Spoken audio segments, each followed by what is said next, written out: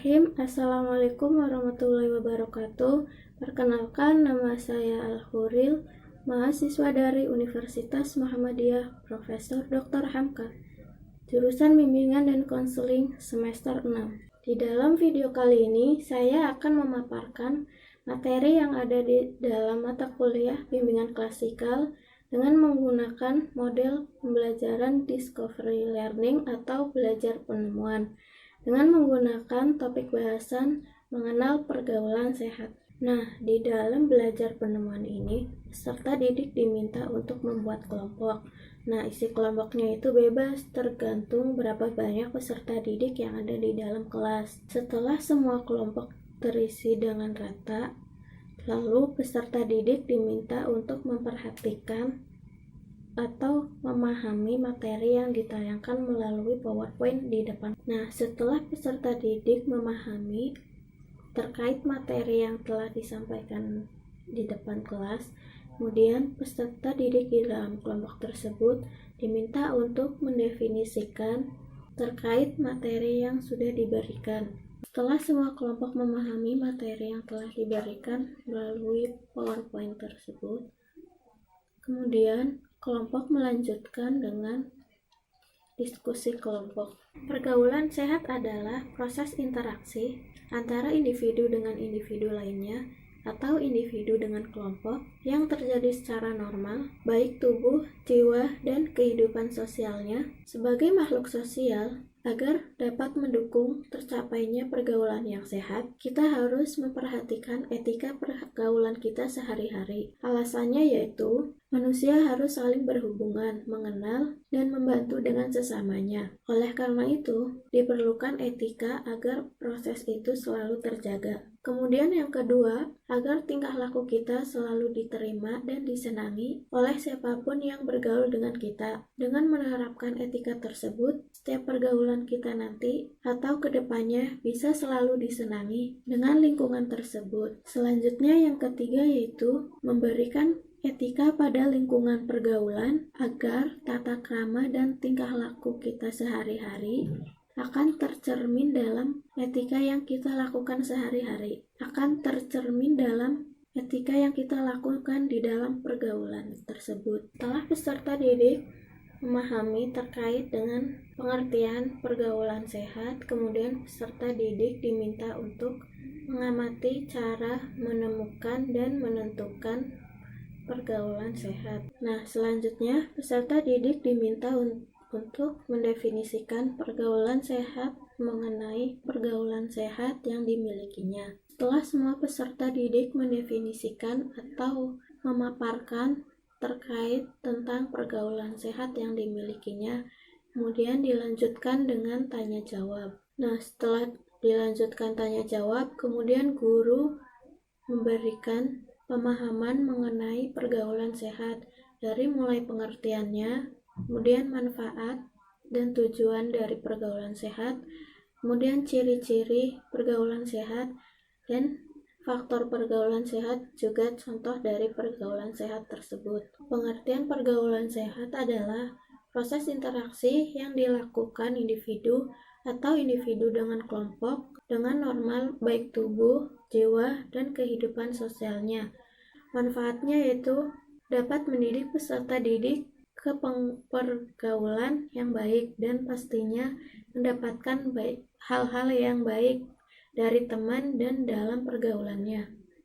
Adapun tujuannya yaitu agar peserta didik terhindar dari hal-hal yang tidak diinginkan. Adapun ciri-ciri dari pergaulan yang sehat yaitu yang pertama, berakhlak mulia, senantiasa berprasangka baik, terus pemaaf, jauh dari rasa iri dan dengki, mempunyai sifat malu, berusaha menepati janji. Terus selanjutnya ada sopan dalam bertutur kata, selalu tersenyum dan mengucapkan salam saat bertemu. Terus selalu mengingat pada kebaikan dan mengunjungi teman yang terkena musibah. Kemudian membantu teman yang kesusahan, terus memberi nasihat baik, tidak membicarakan aib teman dan saudara sendiri. Nah, adapun faktor-faktor pergaulan sehat yaitu yang pertama ada kondisi fisik. Nah, penampilan fisik ini menjadi salah satu aspek yang penting bagi individu dalam menjalani aktivitas sehari-harinya. Individu biasanya memiliki standar tertentu dalam memilih yang ideal menurut mereka. Akan tetapi, standar kecantikan tersebut merupakan hal yang relatif bagi setiap orang.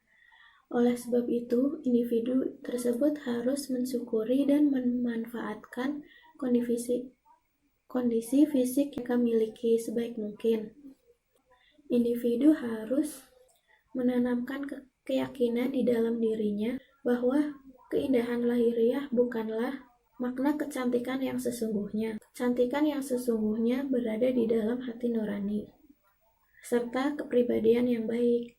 Dengan menanamkan keyakinan tersebut, diharapkan individu tersebut terhindar dari pergaulan yang tidak sehat, merasa frustasi dengan kondisi fisik mereka. Mungkin itu bukanlah kondisi ideal yang mereka inginkan. Yang selanjutnya ada kebebasan emosional. Pada umumnya, setiap individu menginginkan kebebasan emosional. Mereka ingin bebas melakukan apapun yang mereka sukai. Di sini, masa remaja ini adalah masa transisi, masa anak-anak menuju ke masa dewasa. Ketika menginjak usia remaja, seseorang biasanya akan berusaha agar argumen atau pendapatnya diakui dan disejajarkan dengan orang dewasa. Dengan demikian, bila terjadi perbedaan pendapat antara anak dan orang tua, dibutuhkan pendekatan yang sifatnya demokratis dan terbuka untuk mengatasi perbedaan pendapat tersebut. Salah satu caranya yang bisa dilakukan yaitu membangun rasa saling pengertian di antara masing-masing pihak untuk saling memahami sudut pandang satu sama lain. Kemudian juga bisa dibangkitkan tukar pengalaman atau dengan melakukan kegiatan tertentu bersama. Dalam hal ini, orang tua bisa menempatkan diri pada situasi remaja dan sebaliknya. Metode pemecahan konflik yang aman antara orang tua dan anak yaitu orang tua harus bisa menjadi pendengar yang baik agar anak tidak merasa pendapat mereka diabaikan, sehingga mereka bisa terhindar dari pergaulan yang tidak sehat. Faktor pergaulan sehat yang ketiga yaitu ada interaksi sosial. Kemampuan melakukan interaksi sosial jadi salah satu faktor yang penting dalam membentuk konsep diri yang positif bagi remaja tersebut, lakukan bersama orang-orang atau lingkungan yang baik. Akan tetapi, lingkungan yang kurang baik dengan interaksi sosial di dalamnya yang kurang baik juga dapat menjerumuskan remaja tersebut ke dalam pergaulan yang tidak baik juga. Oleh sebab itu, remaja harus pandai-pandai dalam memilih lingkungan bergaul. Nah, faktor yang selanjutnya yaitu pengetahuan terhadap kemampuan diri. Orang yang mempunyai komitmen terhadap nilai-nilai agama, jiwanya cenderung lebih sehat. Kondisi tersebut ditampilkan melalui sikap yang positif, optimis, spontan, gairah, dan validitas. Faktor pergaulan sehat yang selanjutnya yaitu pengetahuan terhadap kemampuan diri. Kelebihan atau potensi yang terdapat dalam diri seseorang pada dasarnya bersifat laten. Artinya, potensi tersebut harus digali atau dirangsang terus-menerus agar bisa menjadi optimal.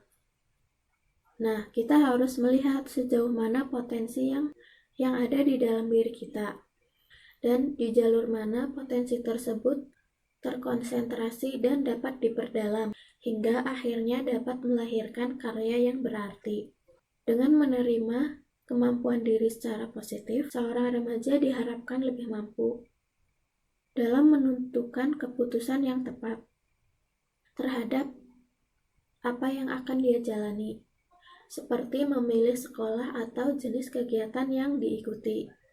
Nah, faktor pergaulan sehat yang terakhir yaitu penguasaan diri terhadap nilai-nilai moral dan agama.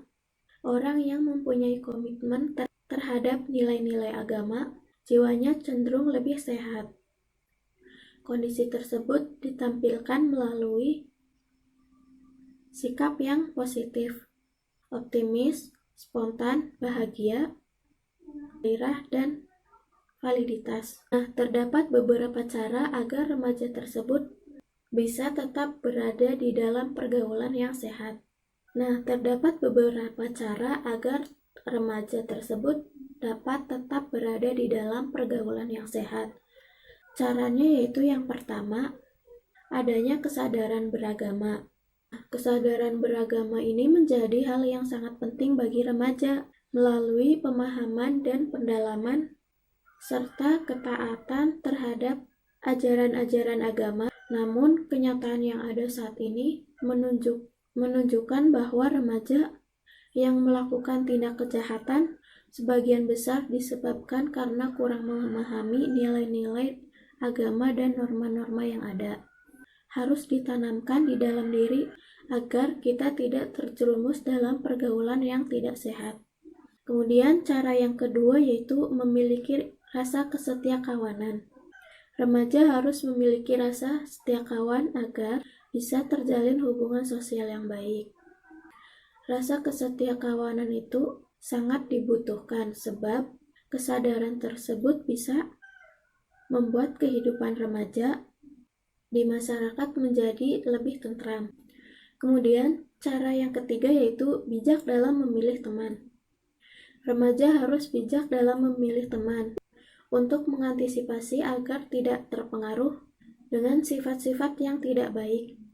Akan tetapi, bukan berarti teman yang pergaulannya tidak baik harus kita asingkan, melainkan kita harus tetap berteman. Hanya saja, jangan sampai kita mengikutinya, dan sebisa mungkin kita mengajak mereka agar bisa lebih baik dan menjadi lebih baik lagi. Nah, kemudian cara yang keempat yaitu mengisi waktu luang dengan kegiatan yang positif. Misalnya membaca buku-buku tentang pelajaran atau pengetahuan serta menulis cerpen, menggambar, atau yang lainnya. Kemudian cara yang kelima yaitu misalnya dengan duduk tidak terlalu berdekatan saat sedang berdoa karena dapat menimbulkan hal-hal yang tidak diinginkan. Kemudian cara yang terakhir yaitu dengan menstabilkan emosi. Ketika memiliki beragam masalah sosial, usahakan agar emosi tetap stabil. Kita harus sadar untuk menyelesaikan masalah dengan komunikasi, bukan dengan emosi atau kemarahan. Nah, adapun contoh pergaulan sehat yaitu yang pertama, kelompok belajar. Kelompok belajar tersebut merupakan salah satu bentuk pergaulan yang sehat, sebab pembentukan kelompok belajar mengarahkan pada pemupukan aspek kecerdasan. Melalui kegiatan dalam kelompok belajar inilah, daya pikir seorang remaja dapat semakin terasah. Kemudian contoh yang kedua yaitu kegiatan pengembangan diri. Kegiatan pengembangan diri ini merupakan bentuk perkumpulan yang mengarah pada pengembangan bakat dan minat seorang individu. Dengan menjadi anggota perkumpulan pengembangan diri inilah seorang remaja bisa membentuk kecakapan sesuai bakatnya. Selain itu, juga bisa memperluas pergaulan dari berbagai latar belakang yang mempunyai kesamaan minat. Kemudian, contoh yang ketiga yaitu kegiatan-kegiatan sesuai dengan agama yang dianutnya. Karena pembinaan mental spiritual perlu dilakukan secara intensif untuk meningkatkan keimanan dan ketakwaan kepada Tuhan Yang Maha Esa. Misalnya dalam hal ini adalah aktif dalam kegiatan keagamaan sesuai dengan agama atau keyakinan yang dianutnya. Kemudian contoh yang selanjutnya yaitu kegiatan Karang Taruna. Karang Taruna merupakan salah satu organisasi dari masyarakat atau organisasi kemasyarakatan di bawah pemerintah desa yang menjadi wadah bagi kegiatan pemuda-pemudi atau remaja yang ada di dalam lingkungan desa yang bersangkutan. Melalui Karang Taruna ini, remaja bisa mengenal kemajemukan masyarakat di lingkungannya. Melalui organisasi ini pula, remaja dapat dipupuk untuk mempunyai sifat sosial dalam bentuk kepedulian terhadap kemajuan daerah tempat tinggalnya. Nah, contoh yang terakhir ini yaitu kegiatan pecinta alam. Kegiatan pecinta alam ini menjadi salah satu media yang tepat bagi remaja yang senang terhadap petualangan dan mencari tahu mengenai rahasia alam dan mengenai rahasia alam secara langsung. Selain itu juga, mengikuti kegiatan ini dapat menumbuh kembangkan sikap keberanian. Nah, setelah guru memberikan pemahaman tentang hal-hal yang ada di dalam pergaulan yang sehat, selanjutnya guru meminta peserta didik untuk mendefinisikan atau memahami terkait tentang hal-hal yang ada di dalam pergaulan sehat tersebut. Dan setelah kelompok selesai mendefinisikan terkait tentang hal-hal yang ada di dalam pergaulan sehat tersebut, kemudian tugas diselesaikan berdasarkan lembar kerja yang dibagikan. Nah, setelah kelompok menyelesaikan berdasarkan lembar jawaban yang dibagikan, kemudian salah satu kelompok mempresentasikan hasil dari diskusi kelompok tersebut. Nah, setelah dilakukannya presentasi kelompok, kemudian guru mengumpulkan hasil dari diskusi kelompok tersebut. Kemudian, guru mengarahkan peserta didik dengan tanya jawab yang dilakukan. Kemudian, guru mengarahkan peserta didik pada kesimpulan mengenai hal-hal yang ada di dalam pergaulan sehat tersebut. Dan selanjutnya, guru meminta peserta didik untuk menyimpulkan konsep tentang pergaulan sehat. Kemudian, guru mengakhiri kegiatan belajar dengan memberikan pesan kepada peserta didik untuk tetap belajar dan ditutup dengan memberikan salam. Dan guru juga memberikan arahan kepada peserta didik tentang materi pada pertemuan berikutnya. Nah, demikianlah pemaparan materi yang ada di dalam bimbingan klasikal dengan topik bahasan mengenali pergaulan yang sehat. Kurang lebihnya mohon maaf, semoga bermanfaat. Wabillahi taufiq wal hidayah. Wassalamualaikum warahmatullahi wabarakatuh.